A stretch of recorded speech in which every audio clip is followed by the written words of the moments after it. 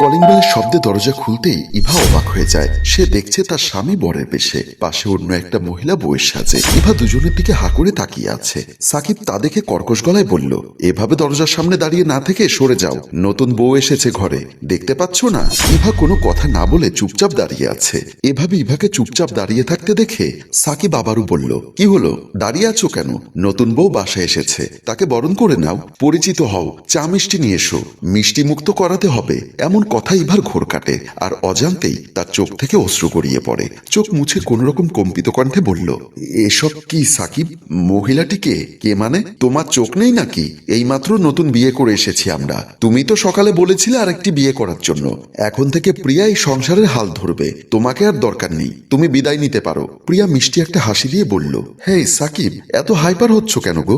সবেমাত্র বিয়ে করে বাসায় এলাম, আজ না আমাদের বাসররা, আগে সেটা তো পূরণ করি। তো কোথায় হবে আমাদের বাসর? হ্যাঁ হবে তো, চলো তোমাকে বেডরুমে নিয়ে যাই। বলেই সাকিব নতুন বউকে নিয়ে বেডরুমের দিকে চলে যায়। আর ইভা মূর্তির মতো হা করে সেখানে দাঁড়িয়ে রইল।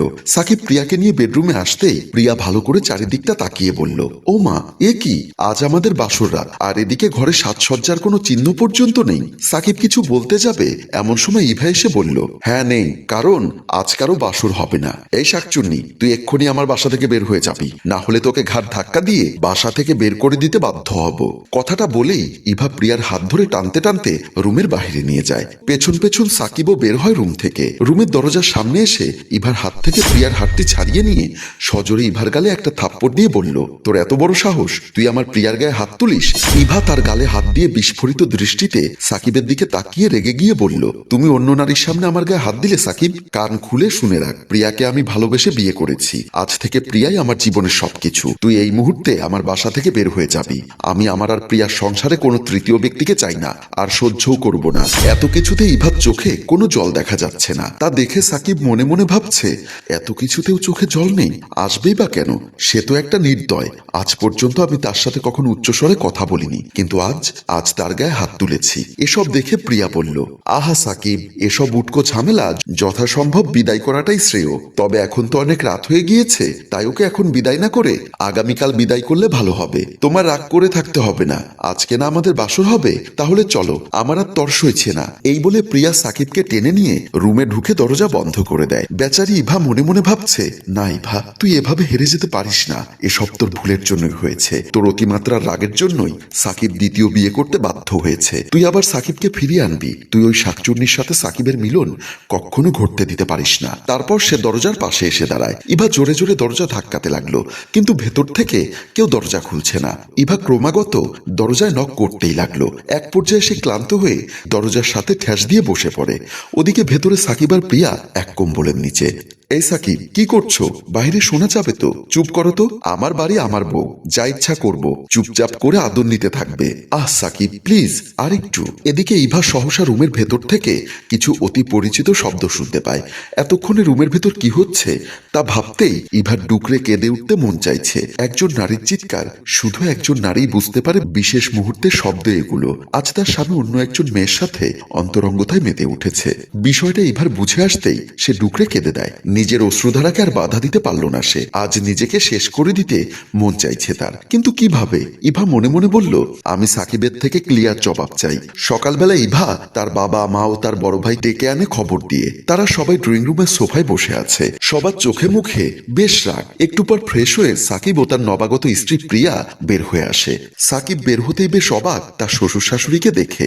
সাকিব পাশে আসতেই সবাই দাঁড়িয়ে যায়। সাকিব ও তার স্ত্রী সবাইকে সালাম দেয়, আর সবাই সালাম নেয়। বাবা মা, আপনারা এত সকাল সকাল? শ্বশুর বলল, তোমার নতুন বউকে দেখতে এসেছি। শাশুড়ি বলল, তুমি কি করে পারলে আমার এত সুন্দর মেয়েটিকে রেখে আর একটা মেয়েকে ঘরে তুলতে? ভাই বলল, আচ্ছা তোমরা থামো, আগের আতুলের মুখ থেকে সব কথা শুনি। ও আর কি বলবে? লাজ লজ্জা না থাকলে সে এসব করে আর কি।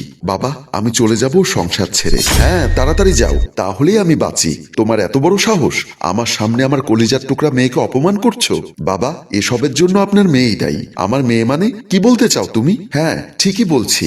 এতদিন কিছু বলিনি আপনাদেরকে, কারণ আপনার মেয়েকে অনেক ভালোবাসি বলে, কিন্তু সহ্য সীমা পার করিয়ে দিয়েছে বলে এমন সিদ্ধান্ত নিয়েছি।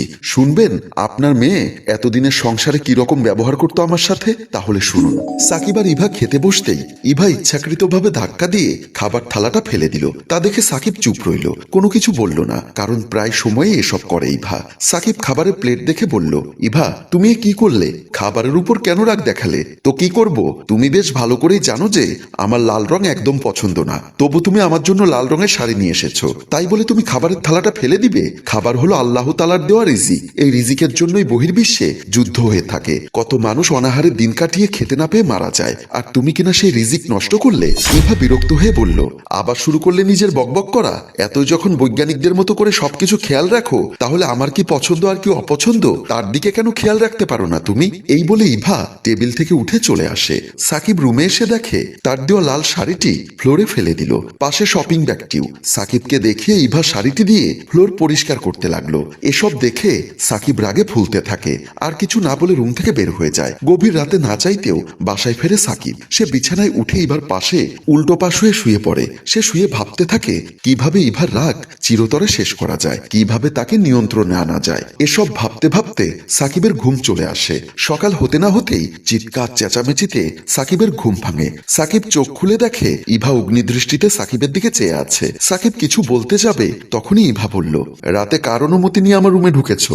বাসার প্রবেশদ্বারের চাবি আছে বলেই যে বাসায় আসতে হবে এমন কোনো কথা নেই। তোমার যখন ইচ্ছা হবে বাসায় আসবে, আর যখন ইচ্ছা হবে বাসা থেকে চলে যাবে। এমন মনোবাসনা থাকলে মন থেকে তা মুছে ফেলেন মিস্টার সাকিব, কারণ আমার সংসারে এসব বেহায়াপানা চলবে না। ইভার এসব কথা শুনে সাকিব স্তব্ধ হয়ে যায়। গতকালের ক্রোধের কারণ না হয় মেনে নেওয়া যায়, কিন্তু আজকেরটা কিভাবে মেনে নিবে? কোন রকম ইভার কথা হজম করে দ্রুত বিছানা থেকে উঠে নেমে দাঁড়ায় সাকিব। ইভা আবারও কিছু বলতে যাবে, এমন সময় সাকিব বলল, তুমি চাচ্ছটা কি আসলে?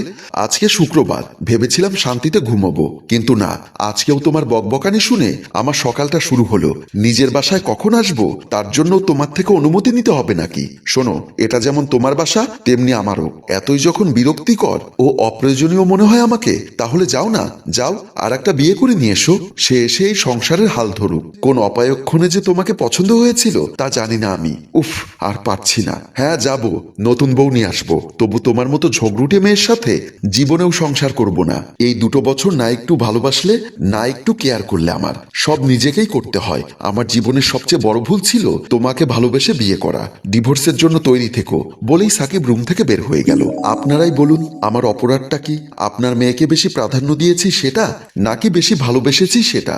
বাবা, আপনার জায়গা থেকে আপনি ভাবেন তো, তা ছেলে তার নিজের সংসারে আর কি সহ্য করবে? এত কিছু হলো, আমাদেরকে তো বলতে পারতে, তখন নিজেরা মেয়ের বিচার করতে পারতাম। সব দোষ ধরে নিলাম আমার মেয়ের, কিন্তু তোমার দোষের কি হবে? ও কোনো দোষ করেনি আঙ্কেল। সাকিবের মতো একটা স্বামী পাওয়া আসলেই ভাগ্যের ব্যাপার। যে কোনো মেয়ে ওর মতো একটা স্বামী চায়। এই তো চোরের মায়ের বড় গলা, অন্যজনের স্বামীকে কেড়ে নিয়ে সব নীতি কথা বলছো, লজ্জা করে না? লজ্জা আমার নয়, তোমার হওয়া উচিত যে তুমি নিজের স্বামীকে আগলে রাখতে পারোনি। কি বলতে চাও তুমি মেয়ে? হ্যাঁ ঠিকই বলছি, আমি আর সাকিব স্কুল লাইফের বন্ধু। সে আমাকে তার সংসারের সবকিছু খুলে বলে, তাই সে আমাকে বলেছে ওর বাড়িতে এসে বউয়ের মতো আচরণ করতে, দ্বিতীয় বউ হতে। তাই এত কিছু করলাম শুধু আপনার মেয়েকে বোঝানোর জন্য, কিন্তু আপনার মেয়ের একঘেয়েমির কারণে কোনোদিন সংসার করতে পারবে না। ইভা হাসি মুখ নিয়ে বলল, মানে কি?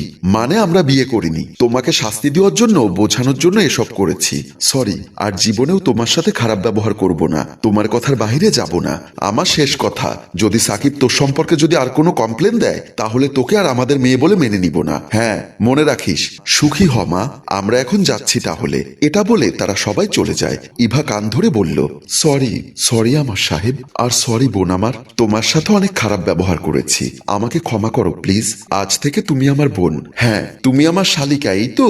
সবাই হেসে ওঠে, আর এখানে সুন্দর পরিবার দেখিয়ে আমাদের গল্প শেষ হয়। সম্মানিত ভিউয়ার্স, আসলে দাম্পত্য জীবনে যদি স্বামী স্ত্রীর একজনের প্রতি একজন সম্মান, বিশ্বাস এসব না থাকে, তাহলে সংসার কখনো সুন্দর হবে না। তাই একজনের প্রতি আরেকজন সহনশীল হন, সকল সংসার সুখের হোক। গল্পটির ভাবনায় হাসেম রাজু, পরিচালনায় HM কানন ও চিত্রগ্রহণ ইপ্তি হুসাইন। গল্পটি ভালো লাগলে লাইক, কমেন্ট ও শেয়ার করে দিন। ধন্যবাদ।